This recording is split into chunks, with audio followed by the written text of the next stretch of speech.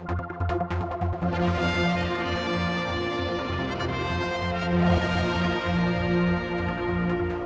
joining me is Russell Kelly from KPMG. It's about the eGaming Summit. I can't believe it's 5 years now since you started these on the Isle of Man, and a big adventure really when it started, and it's now become quite the big thing. Well, yes, as you say, 5 years. It's a significant event now. Well over 200 people attend. Majority now come from off the island, which really does show the interest in the sector and the interest in the Isle of Man as a premier jurisdiction for eGaming. Is there anything that people don't know yet about eGaming then? There's probably not a lot people don't know, but it's a constant change, the constant evolution of the sector, and we're seeing that again this year with some significant regulatory moves across Europe, even in the UK with point of consumption tax. Yes, that has been something that a lot of people are talking about.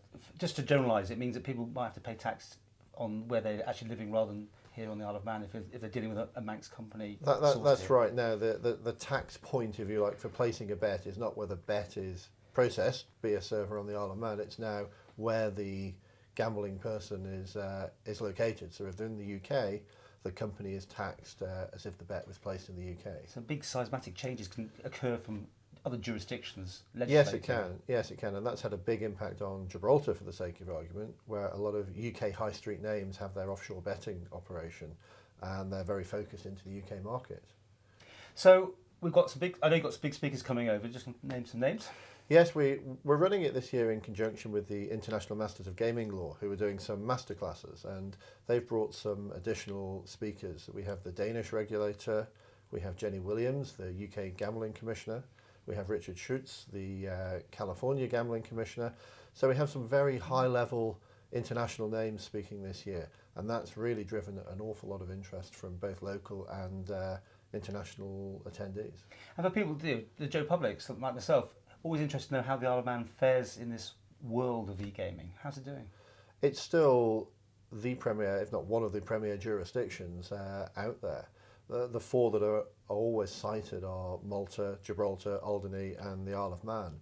And the Isle of Man is most definitely at the top of that pile.